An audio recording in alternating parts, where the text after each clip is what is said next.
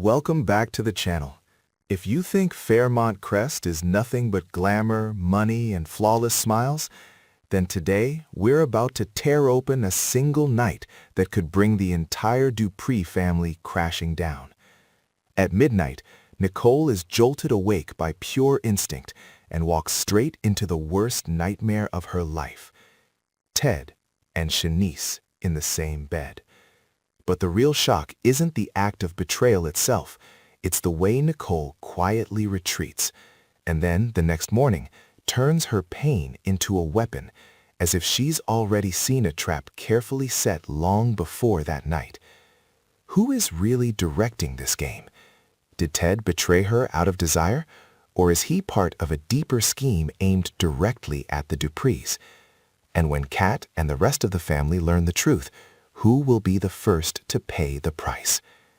If you're ready to step into the most ruthless, silent showdown Beyond the Gates has ever delivered, stay until the very end, because the final twist will force you to watch everything again from the beginning. Midnight at Fairmont Crest always carries a kind of deceptive stillness, like a glossy coat of paint laid over everything to conceal the scratches that daylight manages to disguise with smiles and family rituals. Nicole had grown accustomed to that quiet. She had even come to believe it was the reward of a well-controlled life, a beautiful home, a name that carried weight, a marriage that seemed solid enough to block out any rumor. But that night, the silence was no longer peace. It was an omen. She woke with an unexplainable sensation, as if someone had placed a hand over her heart and pressed hard, forcing her to breathe to the rhythm of fear. Nicole sat up, listening to the clock as though it were counting down, and what unsettled her was not Ted's absence, but the unnervingly perfect emptiness of the room. The pillow beside her lay smooth, as if it had never been used. Ted's familiar cologne no longer lingered on the sheets, and his phone rested in silence like evidence deliberately arranged. Part of Nicole wanted to mock herself for being paranoid, to turn away and fall back asleep so she could still wear the mask of a fine marriage at the Dupree family breakfast the next morning. But another part of her, the rawest part, the one she had tried to bury through years of marrying into a family that lived on honor, pulled her to her feet. Intuition, sometimes, is not a whisper, but the roar of survival instinct. Nicole walked down the hallway as if passing through an invisible courtroom. Every family photograph on the wall felt like an oath, every nightlight like an eye watching her. She did not need to know where Ted was. She only knew she would not be able to breathe normally until she saw the truth with her own eyes, even if that truth might destroy the last thing she still wanted to believe in. When she reached the room, the door was slightly ajar, and that very detail sent a chill through her. Some doors are left ajar by carelessness. Others are left ajar on purpose. Nicole pushed gently, and the dim light spilled over two bodies on the bed like a blade. Ted and Shanice. Nothing more was needed. No explanation was required. The image alone was enough to turn Nicole's heart into fractured ice. For a split second, rage flared so violently she thought she might rush forward, rip back the covers, drag Ted to the floor, force Shanice to meet her eyes. But immediately a cold clarity followed. If she did that, she would give them exactly what they needed. A dramatic scene to paint her as hysterical, jealous, out of control. And Nicole understood Fairmont Crest too well. It loved such stories, because they distracted from the truth that betrayal always begins with those who know how to perform. Nicole did not scream. Nicole stood still. Her silence made the room more terrifying than thunder ever could. She looked at Ted as if he were a stranger, someone who had swapped out the entire history she had spent her youth building. Then she turned and walked away, so quietly that anyone hearing the story later might not believe it. But inside Nicole, everything was collapsing layer by layer. Love does not fall all at once. It shatters into pieces, each shard cutting into her palms as she tries to gather them, to see what can still be saved. What destroyed her was not only Ted's betrayal, but the thought that he might have been betraying her for a long time, and that she was simply the last person allowed to know. On her way back, Nicole touched her phone the way one might touch a gun, yet she did not call anyone. Not Anita, not Vernon, not Danny, not even Kat. because the moment she called, the story would no longer belong to her. She would be pulled into the familiar vortex of protect the image, handle it discreetly, don't let the press catch a thought. Nicole had lived her entire life that way. But that night, something in her decided otherwise. This time, she would control the narrative.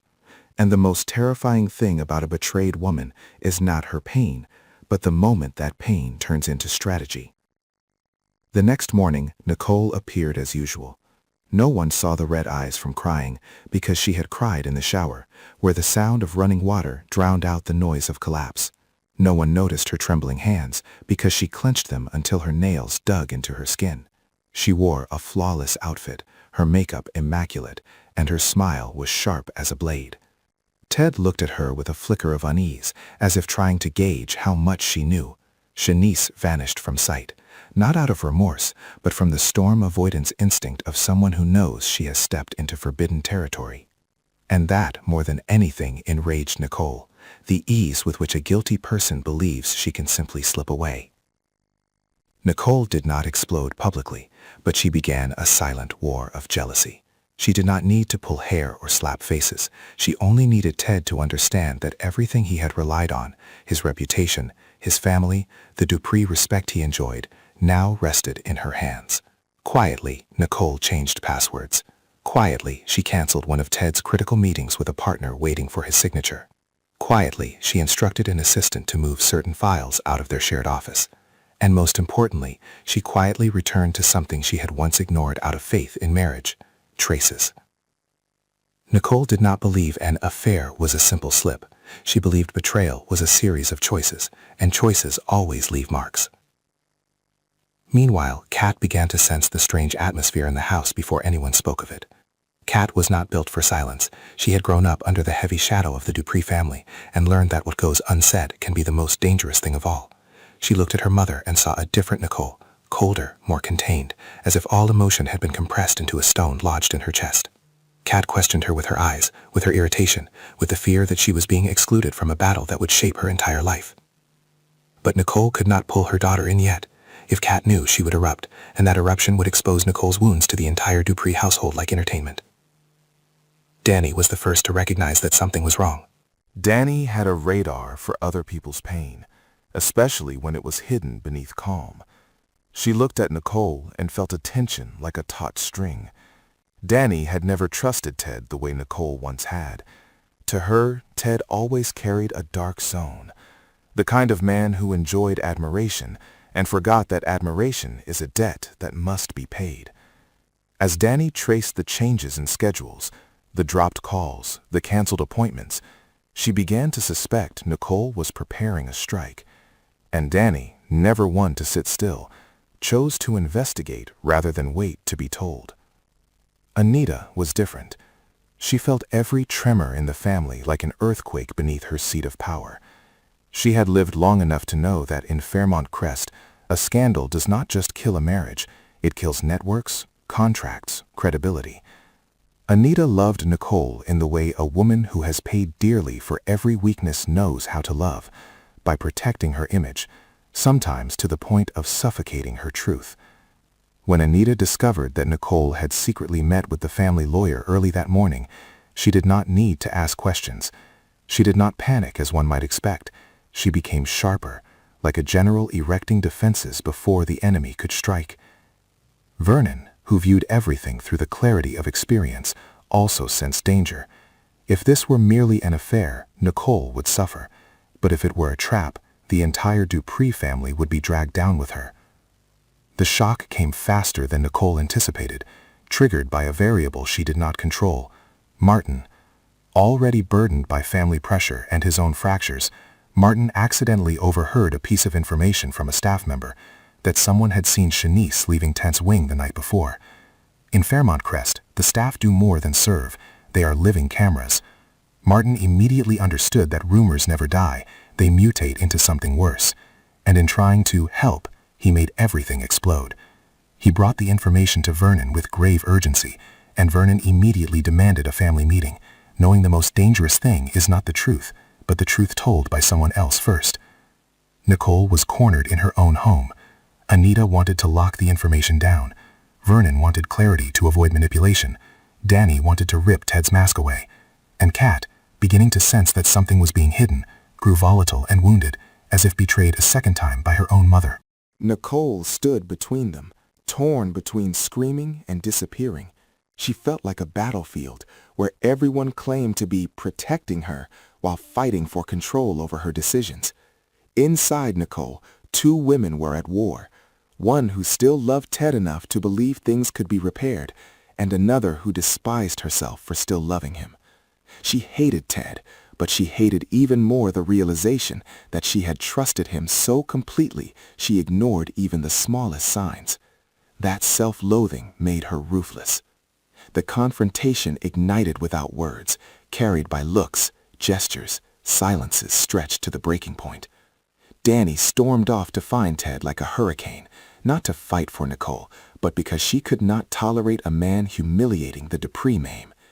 When Danny confronted Ted in the hallway, he panicked, seeing in her what Nicole had not yet shown, a willingness to destroy.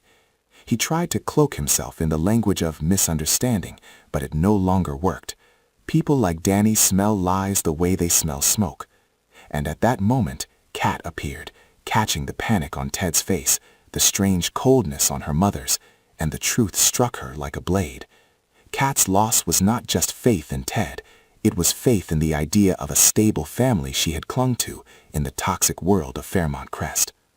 Yet the greatest shock was not Ted and Shanice. The greatest shock came when Nicole, following the traces, discovered that the perfect timing was no accident. That night, the hallway security cameras Nicole had passed had a gap of exactly a few minutes, not from a malfunction, but because someone had accessed and disabled them.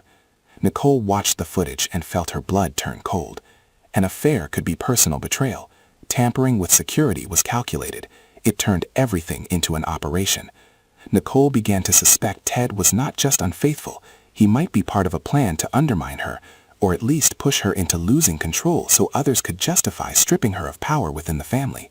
In Fairmont Crest, bedroom betrayal is sometimes just bait for something far larger. The deeper Nicole dug, the clearer it became that Shanice was no simple other. There were unexplained transfers into Shanice's account, amounts that could not be justified by salary or gifts. Nicole did not yet know who paid them, but she knew there was a hand behind it. A different anger rose, not at Shanice for taking her husband, but at the possibility that Shanice was using her body as a key to unlock things Nicole had spent her entire life protecting. Nicole realized she had been turned into a pawn in a game she was never invited to play.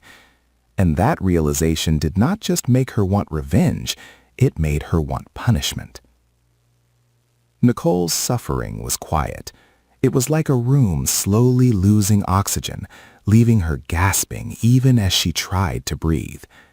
At times, part of her wanted to smash everything, tear up wedding photos, call the press and expose it all to destroy Ted before he destroyed her. But then she thought of Anita, of Vernon, of Kat. She knew every action would carry consequences, and that awareness tortured her. If she stayed silent, she would destroy herself. If she spoke, she might destroy the family. Nicole began to understand why the women before her in the Dupree line always chose to handle things but she also understood that darkness only feeds monsters.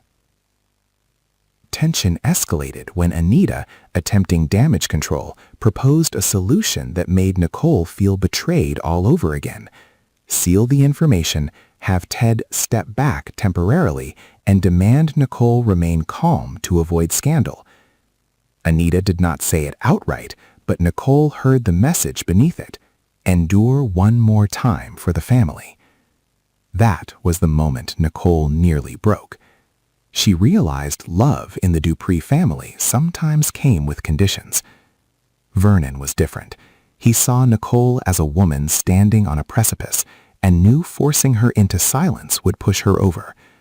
He wanted the truth, believing only truth could sever manipulation. But truth could also kill. Danny did not care what it killed. She only wanted the one who caused pain to pay.